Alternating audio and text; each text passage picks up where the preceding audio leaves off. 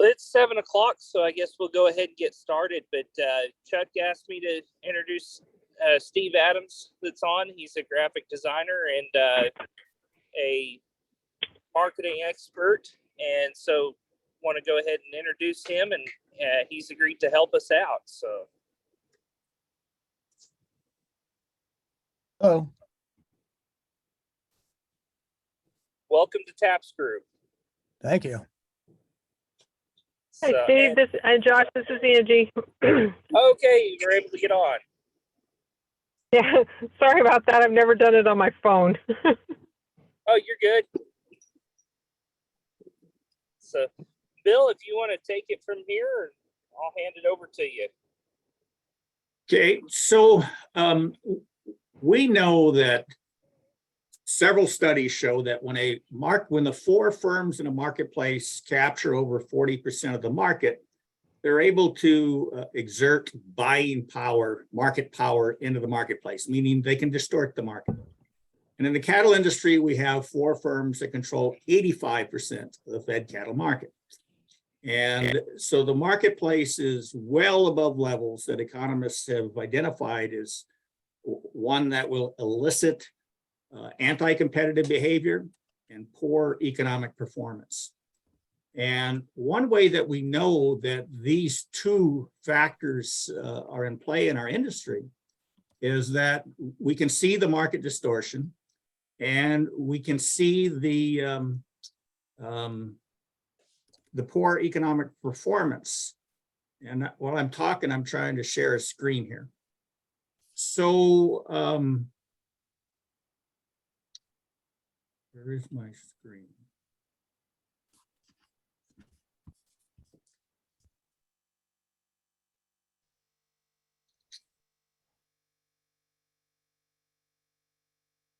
So what happens, Josh, when the screen that I want to show doesn't show? Show all windows. Does that mean I have too many things up here? No, it means I didn't scroll down far enough. So one way we can tell that we have a serious problem in the cattle industry, indeed a crisis. There it's up, Bill. Yep. If we go back just 4 decades, a little over a generation ago, go back to 1980, and we had at the time 1.3 million cattle producers. We had 113,000 feedlots, which are the marketing outlets for cattle producers. We had 37 million mother cows in the U.S. cattle herd, and we had about 1,500 federally inspected meatpacking plants. And back then, the concentration, where it's 85% today, back then, a little over a generation ago, it was only 36%. 4 firms controlled 36% of the market.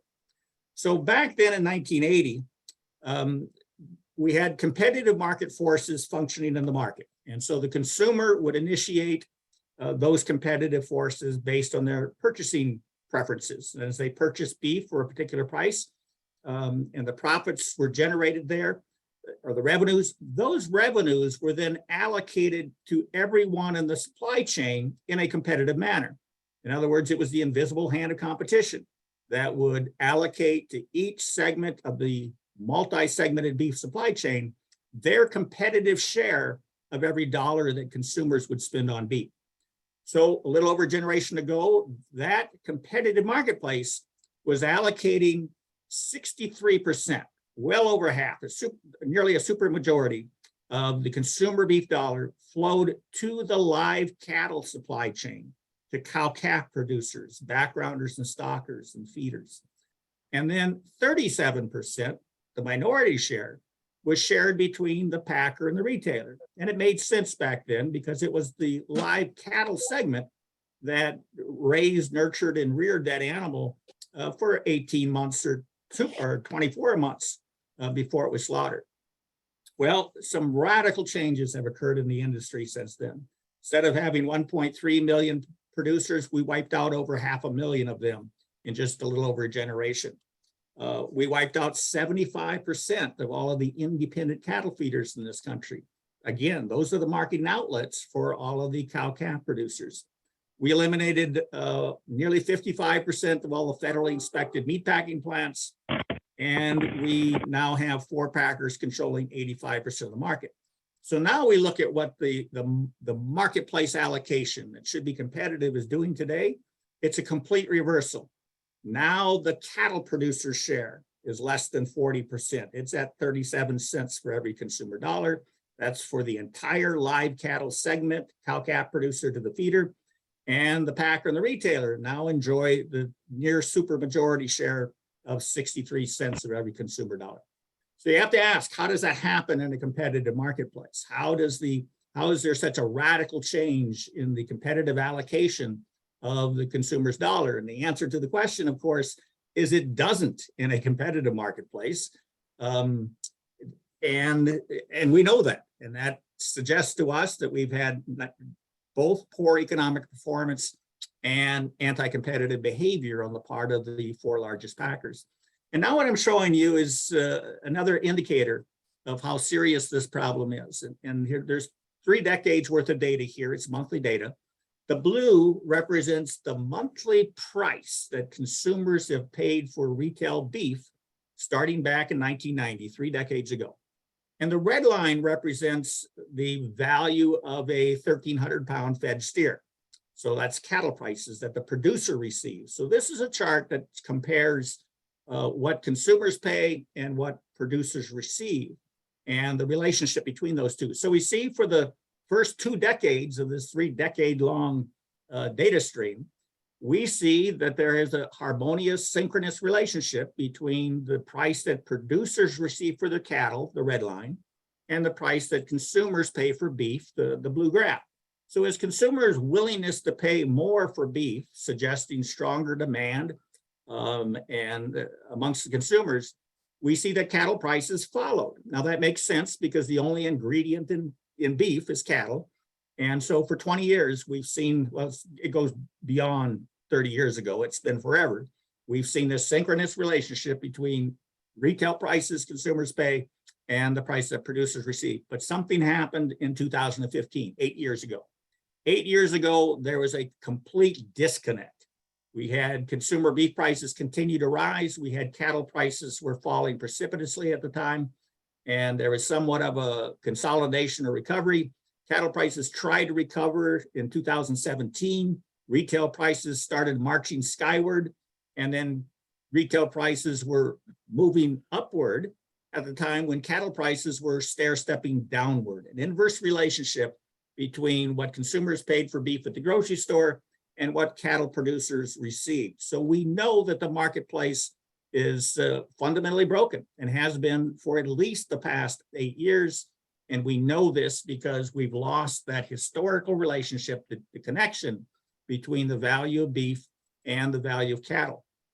So what we're left with is not a competitive marketplace as a result of a bottleneck created by the 4 largest packers that capture 85% of the fed cattle market.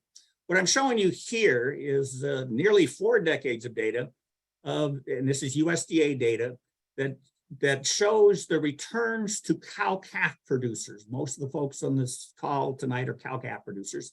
And this shows annual returns per bred cow if you only consider operating expenses. This doesn't include all costs, total costs. It doesn't include taxes and insurance, hired labor, or general farm overhead. So we're just looking at the out-of-pocket costs on an annual basis.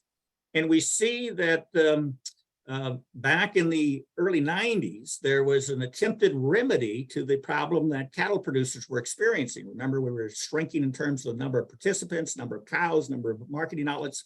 And so the only solution Congress would volunteer was, well, we just needed more free trade agreements. We needed to expand export access for beef, and we needed to create more demand for beef. And we can do that through free trade agreements because we'll increase the number of consumers potentially available to purchase beef. So in '94, we entered NAFTA, and you could see that the returns per bred cow suddenly fell negative for several years and tried to recover, but barely recovered until an extreme market shock hit the industry. That shock occurred in 2003 when Canada detected its first native case of BSE. For the first time in history, the returns per bred cow jumped up to over $100 per bred cow per year. And soon the effect of that is we kept the border closed for 2 years. We were involved in litigation regarding that. But after the border was open, that market shock was gone and cattle prices collapsed again. And we saw returns to cow-calf producers falling in negative again. Well, then we were encountered yet another shock in the system. Excuse me, that shock was the widespread drought in 2011 through 2013. Shrunk our US mother cow herd to the smallest level in over 7 decades.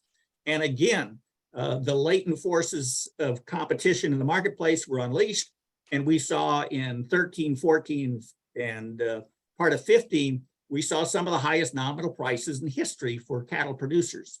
And that was the second time in 3 to 4 decades that we've seen this occur. And then that market shock was over. The drought subsided, and the cattle prices again fell back to below production cost levels almost, very small returns until just this year. And this year and right now, we're seeing stronger, lighter weight feeder calf prices that cow-calf producers are receiving. And it's because in the course of over 3 decades, we've now had the third extreme market shock hit the industry, meaning the industry only functions competitively when an extreme situation exists. And in this case, it was an extreme market shock caused first by BSE that shut off about 5% of the supplies available to the packers, and then by drought that severely shortened supplies. And so what I'm showing you here is this tracked over time, 25 years of data, and this is the returns per bred cow to cow-calf producers based on US Department of Agriculture data. Importantly about this chart, what you see is the dotted line, which is a trend line, telling us that the returns per bred cow over time, 25 years, has been heading downward in a downward spiral. Now what I'm showing you is a graph that shows returns to feeding cattle. And these are the cattle that are sold in the most important market to the cattle industry. These are sold to the packer, directly to the packer. And based on USDA data, this is 22 years of data on a monthly basis, shows the returns per feeding fat cattle sold to packers. And you can see over time that there's been far more negatives than there has been any profit in the feeding industry. And in fact, the average returns to feeding cattle in the United States over this 22-year period was a negative $27 per head per month for 22 years. Now you have to ask yourself, well, certainly that explains why we've lost 75% of our independent feeders, but it doesn't explain how it is that some of the largest formula feeders with feedlot capacities of over 50,000 head are not only staying in business, but they're expanding their lots, their pens. Their pens are full, they're always full. And so obviously there's some anti-competitive practices occurring that allow the largest, the preferred feedlots to be financially viable and to eliminate the financial viability for all others. And that's why we've lost 84,000 independent feedlots, which were those very small feedlots with a capacity of about 1,000 head. We call those farmer feeders. They're the ones in the Midwest, that raise the corn and feed the corn through the cattle and sell the cattle. 75% of those are gone. What that means to the cow-calf producer, there are 75 fewer outlets with which to sell their cattle today than there was just 25 years ago when this decline occurred. So this is the graph in chart form. Now I'm going to show it in line form. This is the chart. The first one was in graph form, but here's the line. And I want you to look at this dotted line again for 22 years. You can see that the trajectory is downward. In other words, economists can predict the future of our industry if nothing occurs. And that future is we will continue to see lower returns for cow-calf producers and lower returns for cattle feeding in the United States. And if we look at charts that show, the number of cattle participants over this period, it too is a downward spiral, long-term downward trend. Number of cattle in the cattle industry, we've gone from 37 million. We've lost 7 million of those today. Long-term downward trend. In fact, in every industry that we look at, that would determine the economic viability of our industry, and the structural condition of the marketplace itself, they are all on long-term downward trends. Now, very importantly, nobody argues this data. This data is USDA data. They don't argue that we've lost producers and cows and feedlots. They don't argue that we've had unprecedented concentration. The argument, therefore, is not about the data, not about what's happening in the industry. The argument is this good or bad for America? Now, the prevailing thought in Congress for the past 4 decades has been, this is good for America. It's creating economies of scale. It's creating efficiencies. We just had too many producers anyway to begin with, and nothing wrong with tightening the belts and allowing the largest corporations to continue to be profitable while everyone else falls by the wayside, drops like flies. So that is one school of thought, and it's the prevailing school of thought. That's why there's never been any major reforms implemented for the cattle marketplace itself. That's why the only reform ever offered was the free trade agreement in '94 that not only did nothing to curb the ongoing contraction of the entire US cattle industry, but it accelerated it, it fueled it. And so it's been an abject failure in terms of trying to, restore economic viability for rural communities that are being hollowed out as a result of the direction that our industry is going. So these are the conditions that brought about the TAPS group. Now, RCAF USA did not form the TAPS group, but they invited me on long after they got started. And what they began to do was said, well, what is it that we need to do then? How do we preserve the US cattle industry for themselves and for future generations? And so what they did was they began to look at previous legislation that had been implemented or that had been introduced over the past 40 years, but never implemented. And they began to collect that, and then they made revisions to it to fit today's environment. And then they looked at other issues that were equal of significant importance to not just cattle producers, but consumers as well. And knowing that both the cattle producer and the consumer, one on one end of the supply chain, the other on the other, they were both being exploited by this highly concentrated industry that had suddenly become globalized. And so they looked at issues like, well, we need to increase capacity. We've shrunk the number of federally inspected plants by over half. We need more local and regional plants. So the AMP Act that represents this compilation of pre-existing legislation that had never been passed, they made revisions to it and they've added to it. So they've added increasing capacity, for example, incentives for increasing capacity. And they've added other issues that have recently become very important in the political arena, and that is foreign ownership of some of the critical processing segments of our beef supply chain. Now, the cattle industry is the single largest segment of American agriculture, which makes it the most, arguably the most important agricultural segment, but clearly the most important protein source.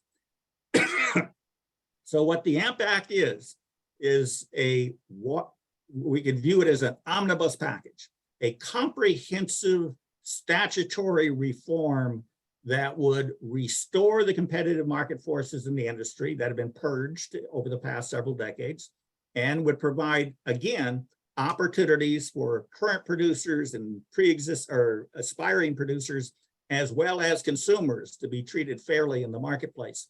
And so among the things that the AMP Act includes is addressing this lack of competition, and the solutions afforded in the AMP Act include, but are not limited to, the mandatory country of origin labeling, a recognition that you can't have a competitive market if consumers can't distinguish the domestic product from the foreign product that we import from 20 different countries: Nicaragua, Honduras, Costa Rica, Argentina, Brazil, Uruguay, Australia, New Zealand, Canada, Mexico.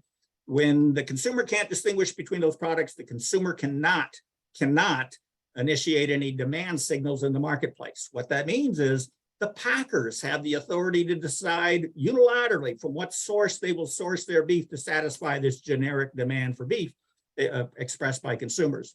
So we must have the ability to identify the beef produced from domestic cattle, and that's where the mandatory country of origin labeling enters the arena.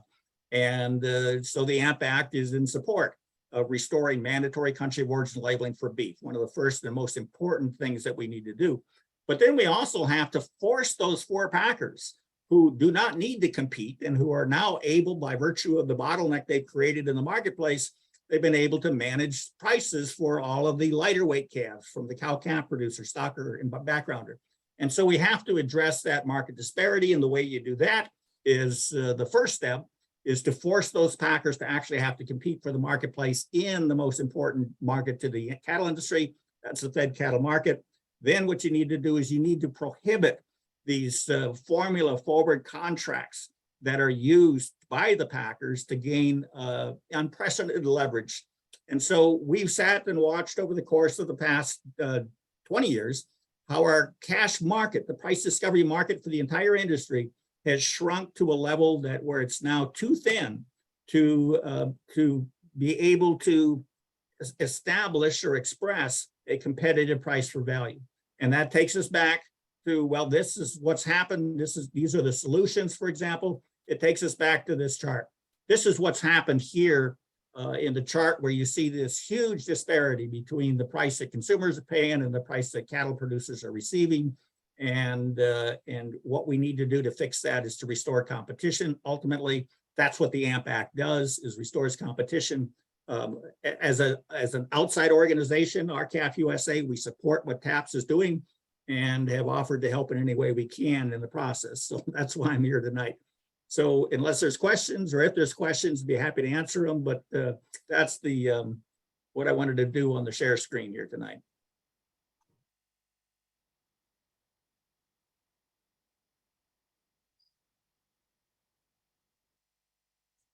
So Josh, back to you.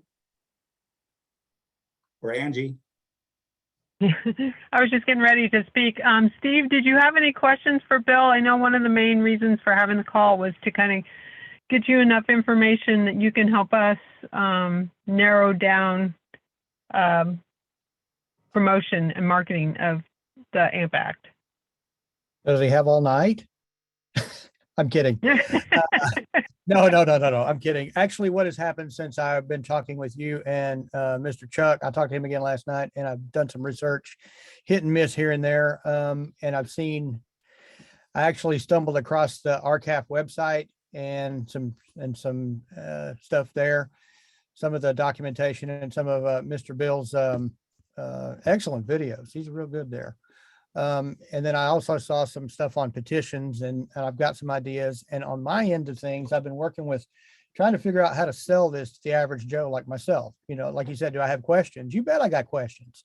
I didn't grow up on the ranch. I was the first out off the farm in my family. I grew up in town, Dallas, you know, and been in marketing and graphic design. And I'm basically, my job, I'll just explain to the folks, is basically my job is to say what the marketing team needs to be said. So I've been in marketing meetings left and right and making sure we don't say too much or say just enough, or how to get their attention and sell stuff. I worked for Whole Foods Market for 8 years in Dallas and Santa Fe and Austin.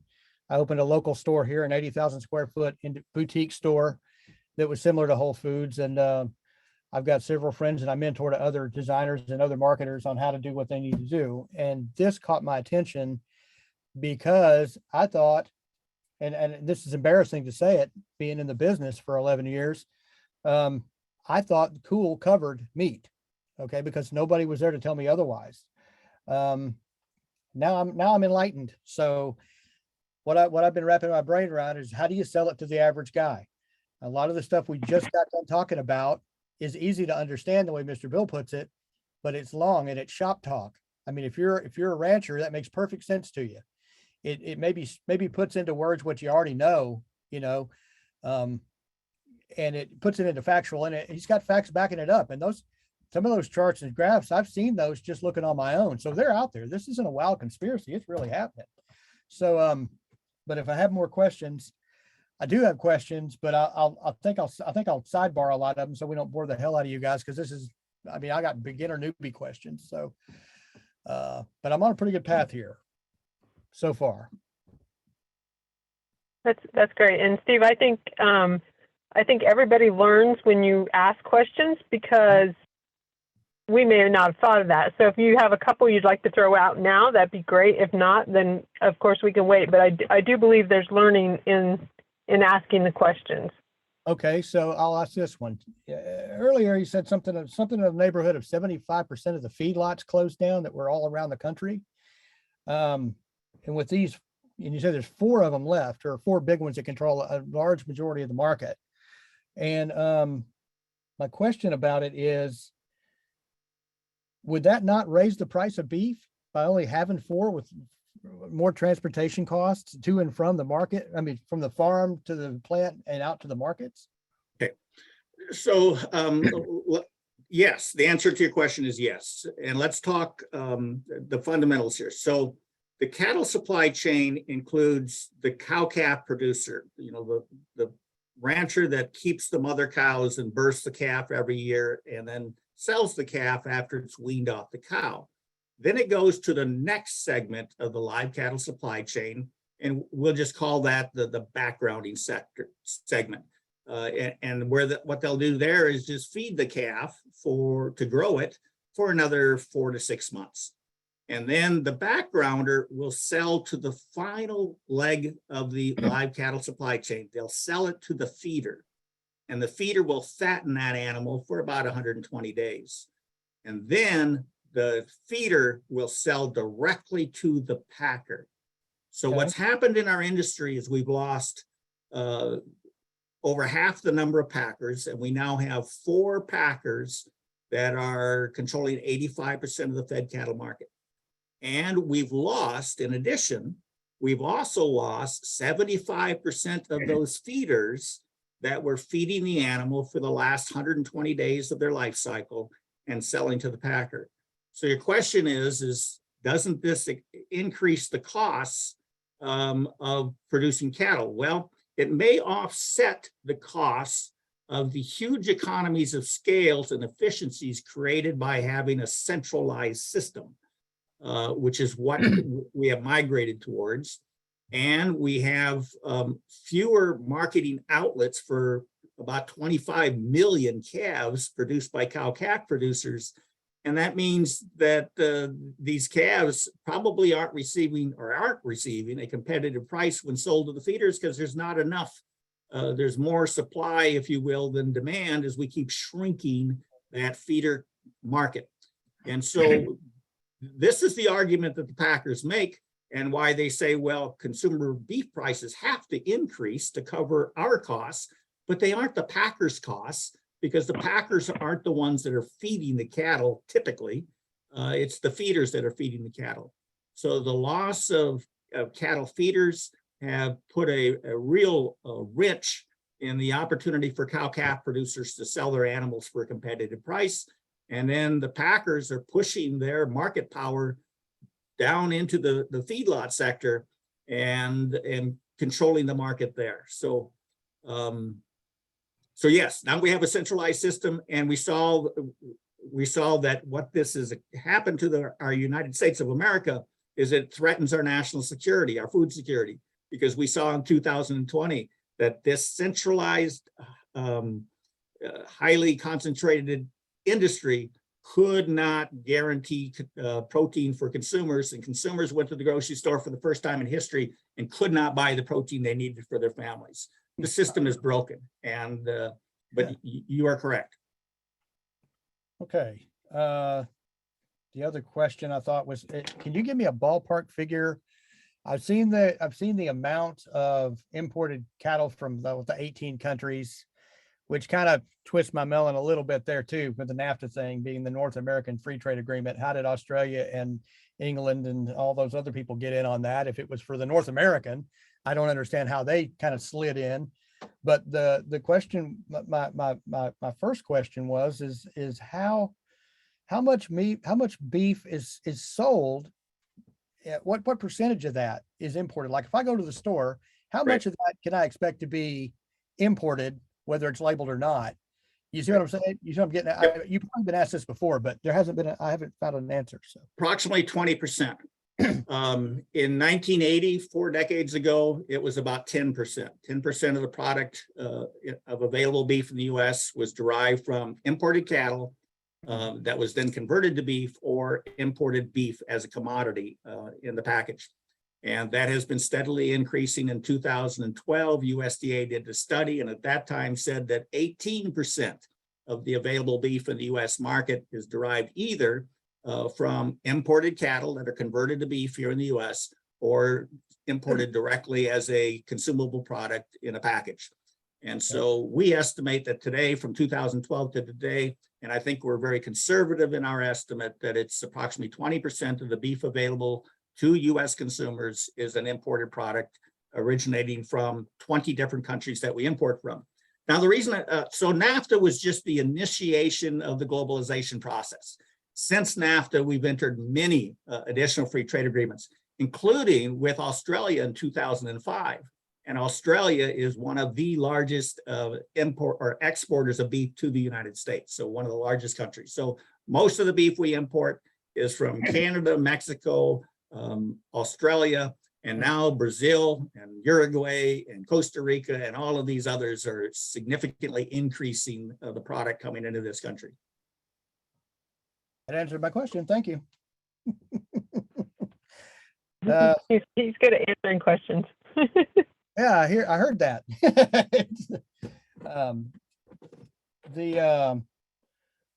Yeah, I like Mr. Bill's style of the way he puts things. He's got a real good mannerism way he talks. You almost sound like a marketer. Been at this for a while. Yeah.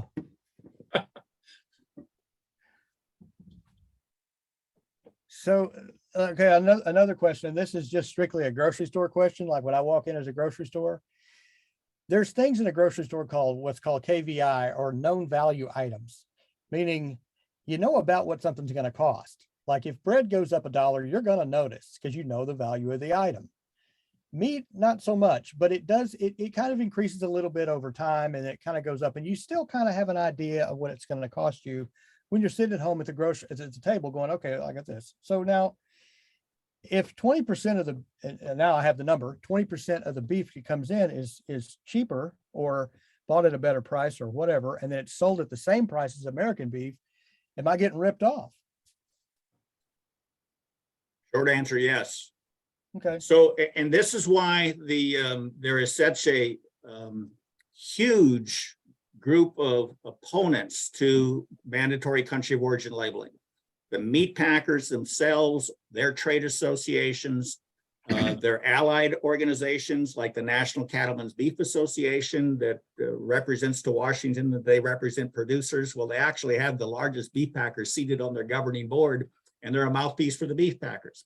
And so they have been able to convince Congress that mandatory country of origin labeling is bad, bad, bad. And the reason is because it's an economic windfall for the meat packers that can source beef from Uruguay, bring it into the US market to unsuspecting consumers and sell it for the same price as if it were produced by the American cattle farmer or rancher.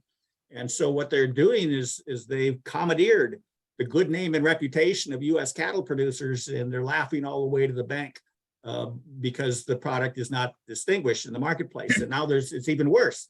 As you're probably aware, that the US Department of Agriculture allows these importers, the packers, to bring in a steak from Uruguay, for example, that when it crosses our border at US Customs and Border Protection, it's required to have a country of origin label on it. And it does. It'll have a country or Uruguay product. But the US Department of Agriculture allows the packer to take that product into a meat packing plant and to apply minimal processing, such as taking it out of the original box, which had the label, and put it in a new package with new cellophane on it, and they can affix a product of USA label on it and throw the Uruguayan label in the garbage. And that is happening today, and it's happening to a great extent. So consumers actually think they're buying a USA product, but USA does not mean what they think it means. All it means is that it was subject to some minimal processing in a US packing plant after it entered the United States of America. Okay, so yeah, I saw that somewhere. I've been frantically researching for the past few days, and I haven't had much time to do it. So, and that makes me kind of perfect for this, because the message has to get across to the general public very quickly. And there's a lot of pieces to this puzzle, and it's real easy to get muddled. So I'm trying to kind of put it together. The other, let's see, there was a term called ultimate, was it ultimate consumer or ultimate something that they changed in the cool regulations to where the packer was the final consumer, and that's Right. where the labeling had to stop. Am I right in that, do you think? That's correct. So the Tariff Act of 1930 required all products entering the United States to be labeled as to its origin. And that's why virtually all other consumer goods have a product origin label on the product. But the U.S. Department of Agriculture, the exception under the Tariff Act of 1930 is if a product was substantially transformed after it entered the United States. In other words, changed the character of the product from one thing to another, then it no longer was required to bear the foreign label. And Yes, so it's that loophole that USDA has exploited and decided back in the mid 80s that it was going to treat all imported product as if it were a domestic product as soon as it crossed the border.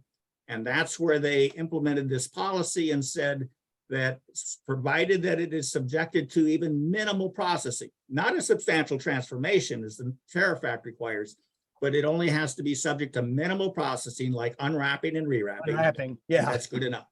Huh. That's very irritating and annoying as a consumer, because that's what I am. I'm a consumer. Right. Everybody I've spoken to in the last couple of days, they're just regular folks like me. Nobody had any idea, none. So poking around, I've been looking at marketing opportunities on how to get this word out so that regular everyday guys like me can get it and get it quickly and understand it.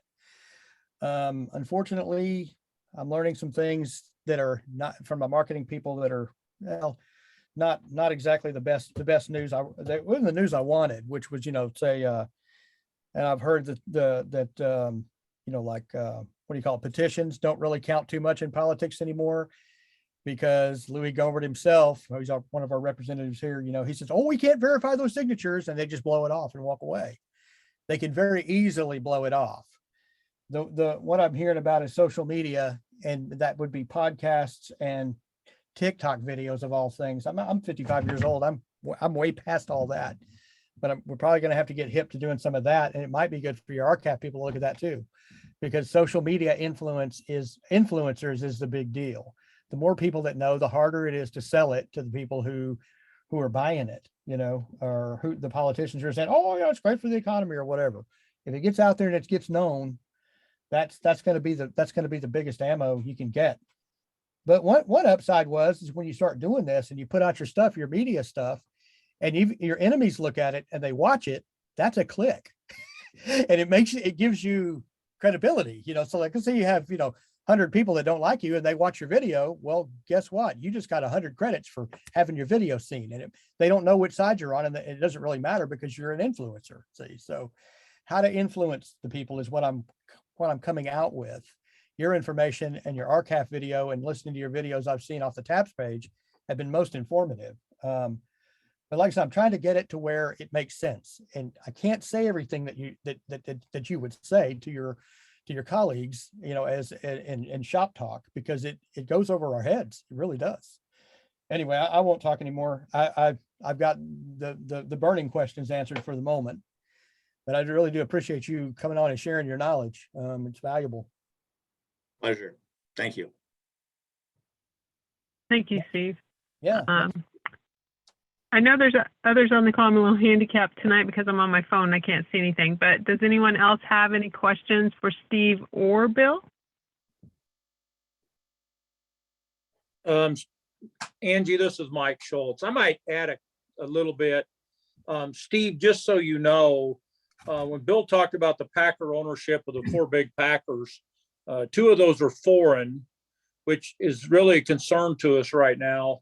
And Brazil is where those 2 companies are originating from, with influence from government money to enter into the market. But one of the big deals about the packers there, JBS and Marfrig, is the cow herd in Brazil, which concerns us as I'm a cow calf producer, is that they have around 232 million head of cattle. And, Bill told you we have about 37 million mother cows here in the US. And they expect to expand their herd by 24 million head of cattle by 2030. And that market is basically headed for export markets. So they have bought market access, and labeling is not on their cup of tea. They're not planning on labeling, beef coming from Brazil here, what they're going to ship here and sell here. So I just kind of wanted to bring that up. Another thing is that the packers use that we've seen it happen more and more is Bill talked about the packers, the big feeders that survive while everybody's going broke. I just got a feed yard here that's about 3,500 head. They just went out of business this last month. But there was a case that you can study called Easter Day versus Tyson. And Easter Day was given a checkbook of Tyson to go to the cattle sales and buy cattle under his name, and then they would reimburse him the full cost. Now, he wasn't competing in a competitive market. So what happened was later on, he branded the cattle because he bought them and he branded them, and Tyson paid him. And then they wanted to check on their cattle and they didn't have any cattle. And so it's become quite a big lawsuit out of Washington State. But the point of that is, if you were an independent cattle feeder and you went to that auction where Easter Day was at buying cattle, and you're trying to compete and work within a competitive environment, you've got a guy that's got an anti-competitive edge over you because it didn't matter to him what they cost. They were going to own them. They're selling beef. Does that make sense? Yes, it does make sense. How it happens, I don't get how they can get away with it, but there's a lot of things I don't understand. Besides, Okay. I'll look that up. You said Easter Day, like Easter, Yes. the holiday? Yes. Okay. Easter Day versus Tyson. Okay, I'll look that up and see how that went.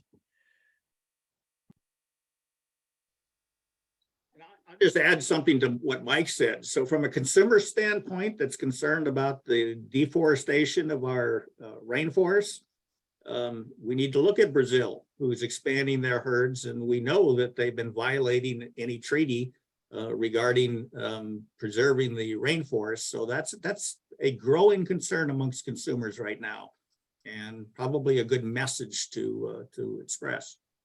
Yeah, some of the people that I know of that some of the consumer market that can be tapped is the foodie people.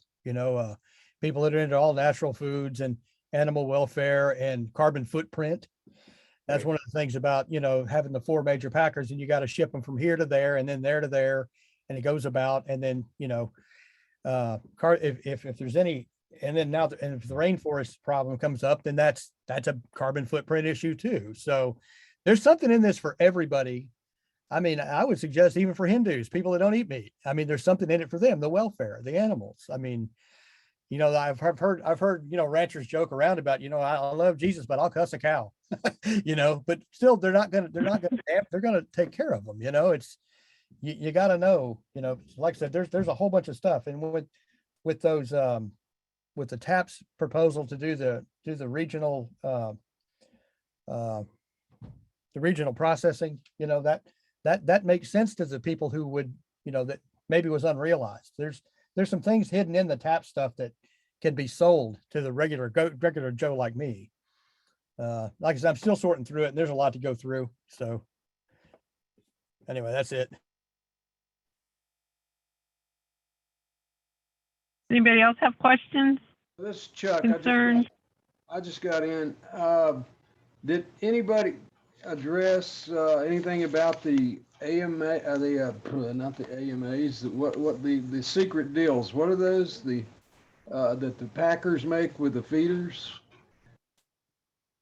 Well, Mike touched on that because the Okay. Easter Day contract is an example of Okay. how the largest packers are providing the largest feeders with compensation that is not contributing to price discovery and is not even known in the marketplace. The only reason we know of the Easter Day one was because of the lawsuit that was filed. So what's happening in the marketplace, and we suspect, and economists have argued, that the packers are providing compensation above and beyond the market value of cattle to some of these largest of feeders. There's 77 of them that control 35% of the marketplace. And we believe them to be recipients of these bonuses or risk-sharing arrangements or financial arrangements like what Mike described for the Easter Day issue. Do you know of an example of a bonus, or is that available? Does anybody know what kind of bonuses they get? Trips to the Caribbean or what?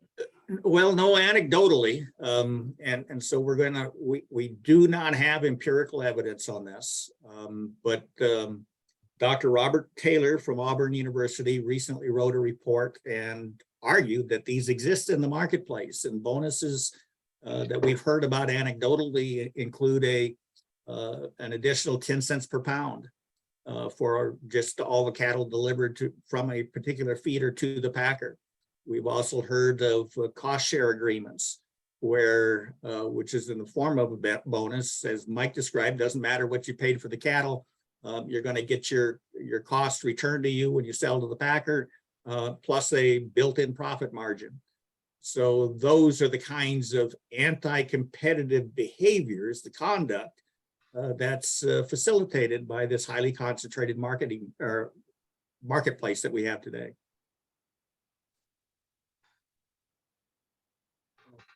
Steve, you were talking to me on the phone last night and you had mentioned something that I could not answer. Did you happen to ask Bill about the imports and the exports and the amount of tonnage?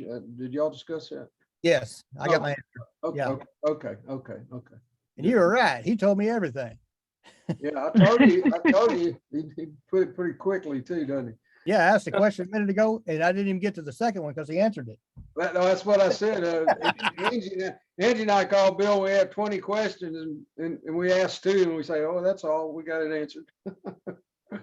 Steve, I'd like Bill, would you explain to Steve too about a few years ago when we did the meetings about the beef tongue, that, you know, we talk about the United States market, that we export beef tongue because it's not sold here readily. And then when they imported the beef tongue and sold it abroad as a USA product. You remember your chart? I don't know if you have that. So very briefly, during a U.S. International Trade Commission hearing, the National Cattlemen's Beef Association, which claims to be the largest cattle farmer and rancher organization in the United States, along with the Meat Packers Trade Association, the North American Meat Institute, were testifying at this International Trade Commission, and it was disclosed that we were importing tongues from Canada specifically, even though we don't consume them here. And the NCBA quipped that the reason we do that is because once we import them into the United States market and it's a product of the United States, it's more valuable as an export commodity. And so this benefits the packers greatly, while of course at the expense of cattle producers. So we're importing tongues that we don't consume here and then re-exporting them as a product of USA. And the packers are receiving all the benefit. Okay. Okay. I had another question about I don't know I don't know how to ask this. I don't think. So if you import, this is from a consumer standpoint, if you import meat from Canada, I can't imagine being scared of meat that comes from Canada, because I'm thinking Canada has their regulations, they have socialized medicine. They're not going to do things to negatively impact the health of their people because they have to pay for the damage when they cause damage. But if they export the stuff to us, do they have the same requirements that they would have in Canada? So what I'm saying is, like, let's say they can't give them the antibiotics, they can't do this in Canada, but they can if they're going to sell them here, and they just do it there and they ship them here, and then we wind up with them. Okay. So obviously for a steak that you buy at the grocery store, how the animal was raised for the 2 years or so before it was harvested into a consumable product makes a big difference. And we have found that, in fact, the Consumers Union, the publisher of the Consumer Reports, did a study and found some 13 different veterinary biologics that were being used in Australia that are banned here in the United States. And anecdotally, we hear that Canada, allows certain medications, just biologics used on animal production that are not allowed here. Again, anecdotally for Canada. But around the world, we know that the beef produced in the United States is produced under the most stringent production standards while the animal is alive, and the most stringent health and safety standards after the animal is converted to a consumable beef product. And, when we are deeply concerned that we're going to be importing, potential pernicious diseases from some of these South American countries because of our lax standards. Because it used to be, up until we entered the World Trade Agreement in 1995, it used to be that we required foreign countries to meet the same safety standards. In fact, the language was their standards had to be identical to the standards of the United States. But what we found is then we would likely not be able to accept beef from many of these developing countries. And so the US Department of Agriculture changed its regulations in the mid-90s and relaxed the equal to standard. And now it's only an equivalency standard. Now these countries only have to have equivalent food safety standards as the United States. They need not be the same. And in addition, we used to send USDA inspectors to the foreign plants that were exporting to the United States on a monthly basis. Again, we determined that it was determined that that was discriminated against these developing countries. So the United States in the mid-90s relaxed that requirement. We no longer do physical inspections in foreign meatpacking plants on a monthly basis. Now it's done periodically, in some instances 6 months, in some instances perhaps a year. So we have systematically relaxed our health and safety standards for the sole purpose of facilitating more imports, cheaper imports into the United States. Wow. And they're cheaper. Cheaper. Bill, on that too, on the inspection of the meat, isn't it like 11% of the beef that is imported to the United States that is inspected, but 100% of the beef that is produced in the United States is inspected? Isn't that right? Well, so in order to maintain their equivalency standard, they have to inspect in these foreign plants as well. And what you're referring to is the meat that we inspect at our Animal and Plant Health Inspection Service at the US, working in conjunction with US Customs and Border Protection. They only physically inspect a very small percentage. You said 11%. I'm not going to argue that. I think that's about right. Only about 11% of the imported product coming in is actually physically inspected by a US inspector. But 100% of US beef is inspected. Beef at federally inspected meatpacking plants have an inspector there on site as the animals are harvested, yes. And to me, that's a big problem. Yes. Agreed.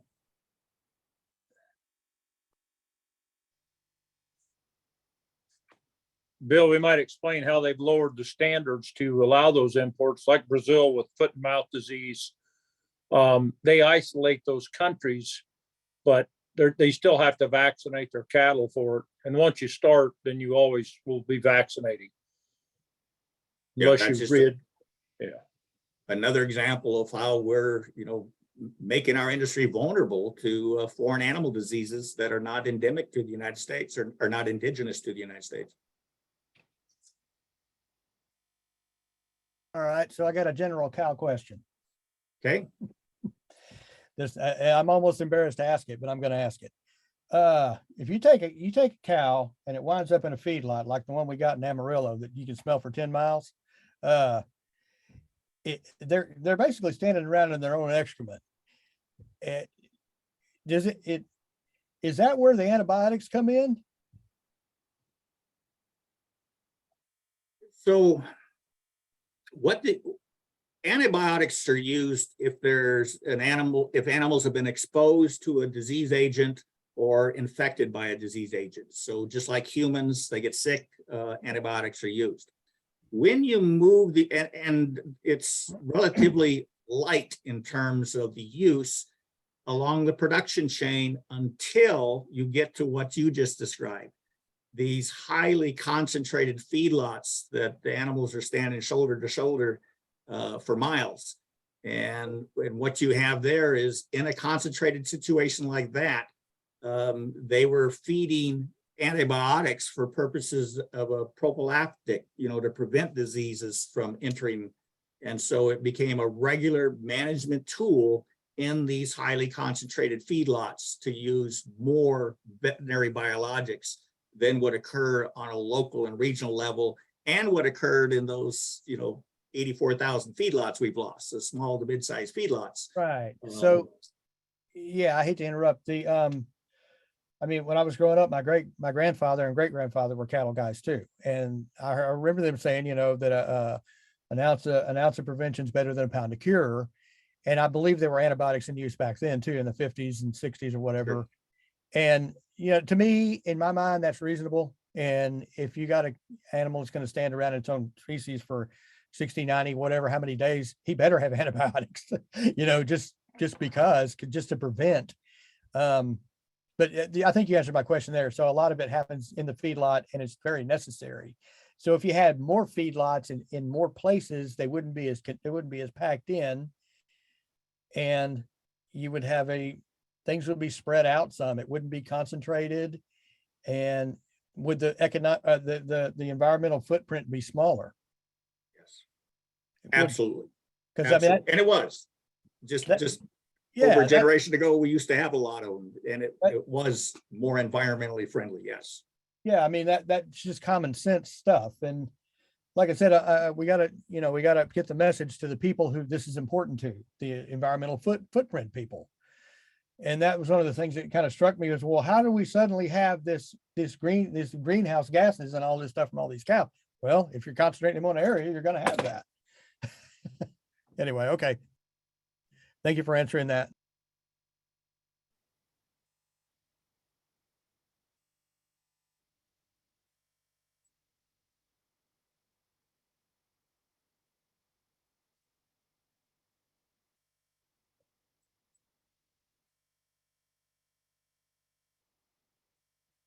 Anybody else have any questions or comments or input?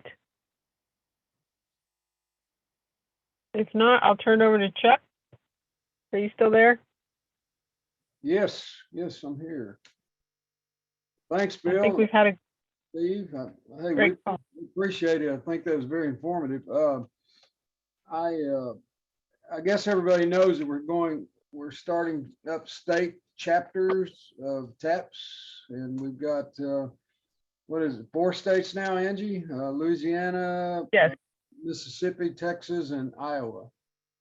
And so if anybody knows of anyone who would be interested in being a director in a state, just turn them our way, because we'd like to get all 50 states. And we do have a meeting with Representative Bice. When is that, Angie? Tuesday. Tuesday. Okay. So we're moving right along. We've been pounding on Cruz's office. Angie's a witness to that. We've been trying to get some response out of them. I think after the election, maybe we'll get rolling on some things again. Let's see, there's something else. Oh, I got something on my feed on Facebook the other day about if you've been injured by the Big 4 Packers, get in touch with us. And there was an 800 number. And I called the number, and I did get a response. And then I called him back this afternoon. And I don't know if you're aware of this, Bill. This is a new class action lawsuit. Are you familiar with it? I am, Chuck. So if they're asking cow-calf producers or stockers and backgrounders, then it would be a different type of a lawsuit. Our law firm that's handling our case is working with this group that you've read about to determine exactly what their intentions are. And we don't know the answer yet. So we will be making an announcement about that soon. But at this point, if you are a individual who sold a fat animal to a packer, you are automatically covered under our class action suit, and you don't need to do anything. To the extent that this is looking at lighter weight calves that are not included in our suit, except for seeking injunctive relief, then, and we're trying to explore that. How viable is the firm, and how viable is the argument they're making?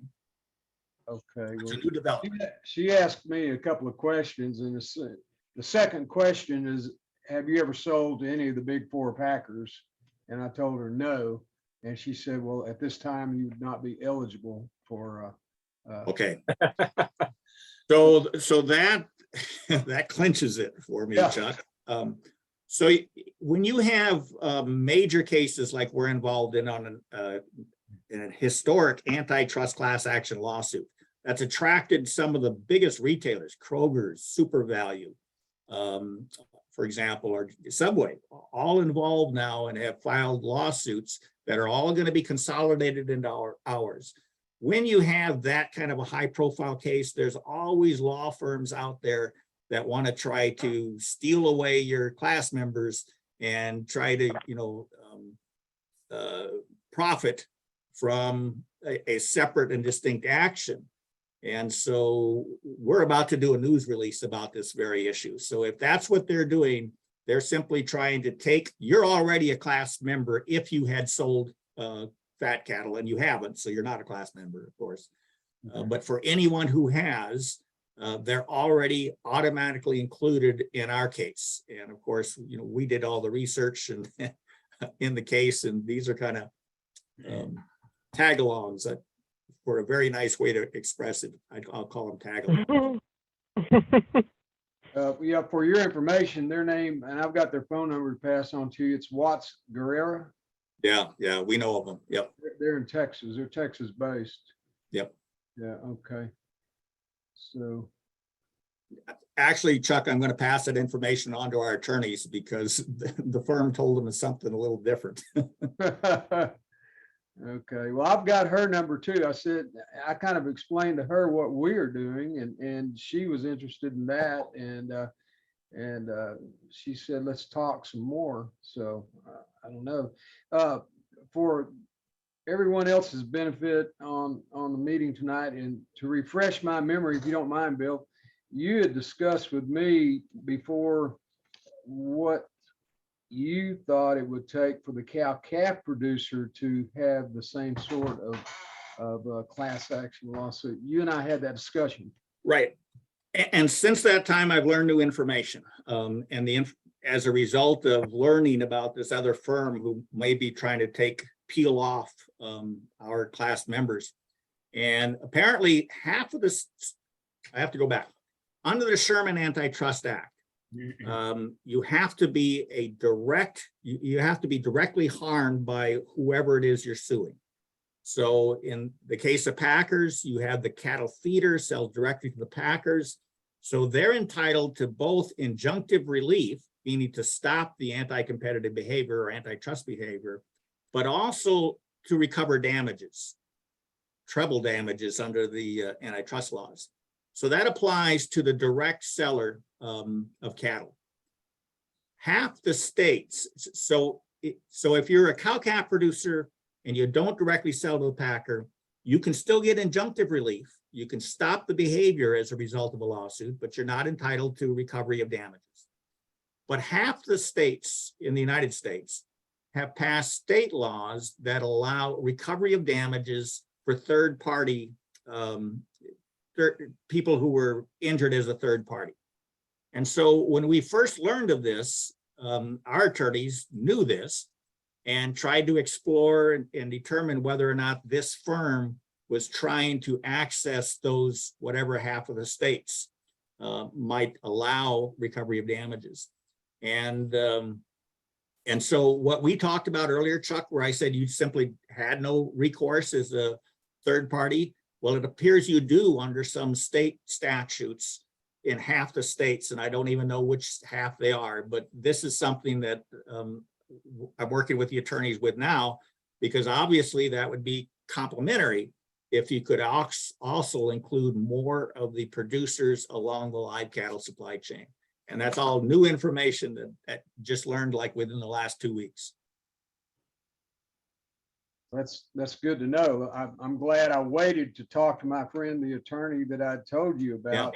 He wanted me to set an appointment up with him, in which case I was going to try to get you on the phone while I was there with him. But that's excellent. That's good to know. This has been informative. Anybody else have any questions?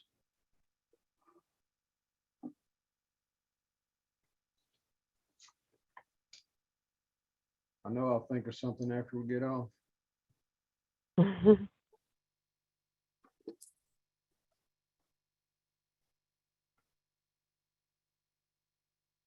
Oh, back, what you were talking about the cow-calf people, say at the sale barns, indirectly, I guess, how can you think you could be damaged? How do you find that trickle down? Where does it happen? What do you look for? I hear all the time people saying, well, we had 5 packers at the sale barn today.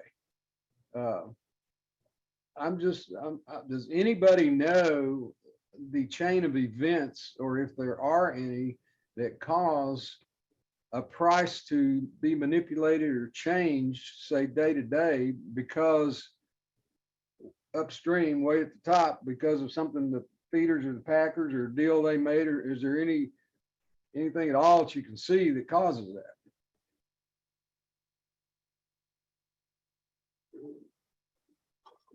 Well, in a general sense, the fat cattle market, where the feeder sells to the packer, is the market that determines the value of all lighter weight animals. Because if you have a 500-pound calf, the value of that today is the expected future value of that animal after it's been fed by a feeder and sold to a packer. And so that's why that's the most important price discovery market for the entire industry. When the packers distort that market and they buy those fat cattle for less than the competitive value, that then translates to lower prices all the way along the supply chain to you. So that's the general theory of how you're harmed, and then harmed also by lack of buyers, not enough buyers for the number of cattle available. And there's other anomalies that are occurring, but in a general sense, that's why feeder calves, cattle producers still watch the fat cattle market. It's because as that goes higher, they expect that their feeder calves will go higher as well. And how does captive supply fit into all this? So the captive supplies allow the packer to not bid in the competitive marketplace, to remove cattle from that most important market, and without ever disclosing, what the price of those animals, or what the negotiated price of the animal was at the time of entering into these contracts. So what happens is, as cattle prices increase, and when I say fed cattle prices increase, the packers just back away from the cash market and they kill their own cattle that are the captive supply cattle that are committed to the packer without ever contributing to price discovery. And then when fed cattle prices decline, then the packers will go back out and replenish their supplies of captive supplies for the next potential rally. And again, so that's how captive supplies are used. They're used to enable the packers to shun the price discovery market. Okay. Captive supply, do the packers actually own the cattle? They own, feed, or control. So they may control them under contract, under formula contracts. They may own them outright under packer-owned cattle. They may simply control them because they've entered a forward contract with the cattle feeding operation. Okay, so I have a question. How is that legal? Well, we allege it is not, which is why we filed this antitrust case in 2019. But the Packers have done it for so long, it's become institutionalized within our market structure. And Congress has been unwilling to properly, send the regulators to enforce their antitrust laws. We believe it to be a clear violation of US antitrust laws. I mean, if you try something like that on Wall Street, you'll wind up in handcuffs.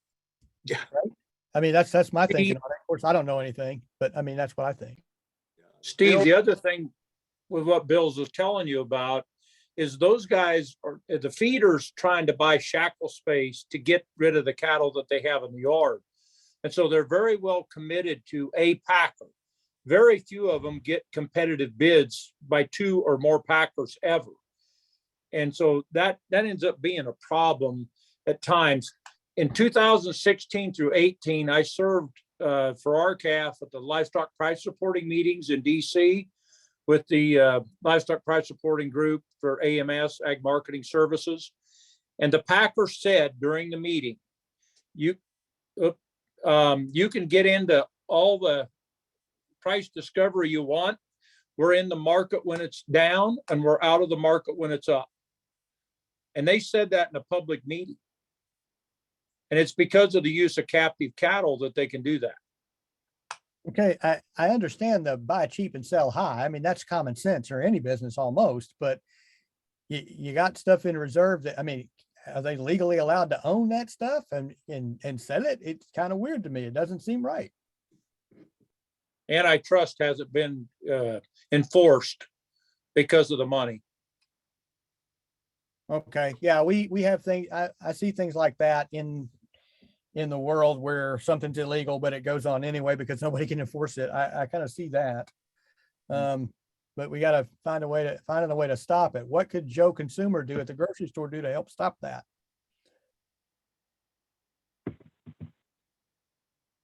Well, they could support the AMP Act because it's going to address, their specific needs as well as the reforms necessary to put a stop to this. I was going to ask you, Bill, and I've gone through the AMP Act several times, and you would know better than anybody the laws that were already on the books, such as Packers, stockyards, and the antitrust laws. They address this problem, right? Yeah. Do we in the AMP Act give it more teeth? Yes. So we address it more clearly, Yes. more emphatically, more deeply, more stringent, more like, hey, we're this is what we're going to do, right? Okay, well, that's good to know. And I need to go back and read over the AMP Act again. I'm glad we've got the folks looking at it that we've got. Thank you, Mr. Schultz. Glad to help.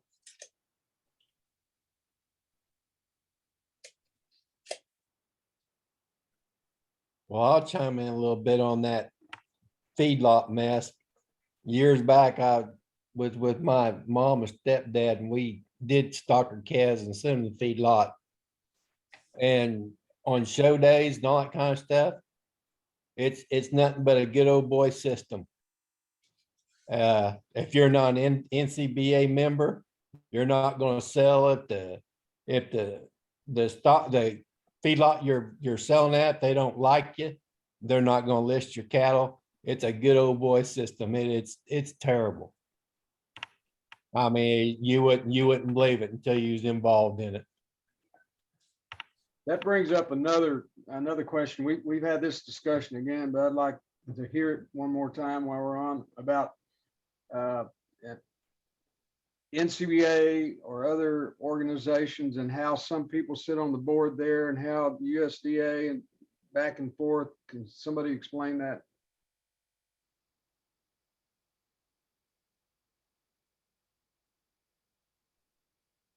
Mike said it, follow the money. So you've got the NCBA with meat packers seated on their governing board. And then they're the recipients of the largest subsidy program in the US cattle industry, and that's the beef checkoff program. They receive approximately $40 million a year. They have the money to influence members of Congress, and they've been very effective at it. So there are actually people that worked for the NCBA or vice versa, say for USDA that sit on the board of NCBA currently, or vice versa. Somebody had said that before.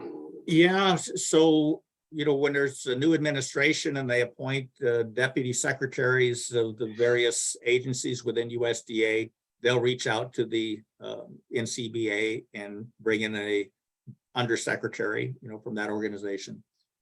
Perhaps the example you're thinking of is when the USDA administrator, whose job it was to write the rules to implement country of origin labeling, he retired from USDA and went to work as the CEO of what is now the North American Meat Institute. So he went right into the Packers den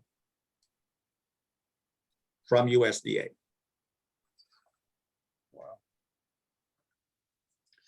I might add, Chuck, that NCBA, with their membership at 33,000, is less than 3% possibly of the producers that are in the business.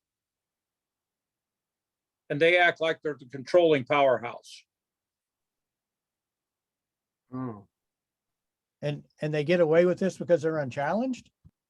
Well, because they have the money, Steve.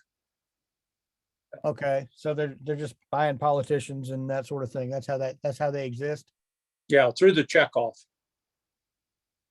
Okay, so if you had a bunch of money, could you buy your own politicians and fight them? It would be possible. It'd be better if we'd strip the money from them to a non-political party and you had to only represent, not be a political lobbying group. We could compete with them easily. It was at one time we had 18,000 members And and we're the producers. so you're saying it's a non-political party. So you're not taking a party affiliation then? Right. We haven't. Okay, because that was one of my first thoughts right away, is to leave politics out of it. Take everything you got to every single person that holds a political office. Deliver the same message the same way, exactly. And so that anybody the only people who can or will argue with you are those who are bought or paid off, you know. I've got Kansas senators that have not been on our side because you understand where most of the meat packing's at. Yes, sir. That would be Leavenworth. That would be Garden City and Dodge City, Kansas. Oh, okay. Holcomb, Yeah. my state. Yeah. I got family there. And they stay clear away from these subject matters. Probably best in their interest not to, right? Yep.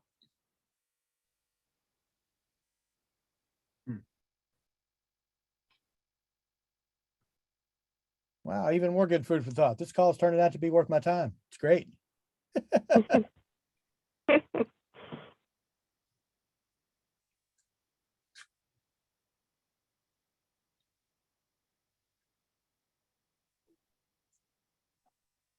Well, Angie, I need to jump on you if we're done.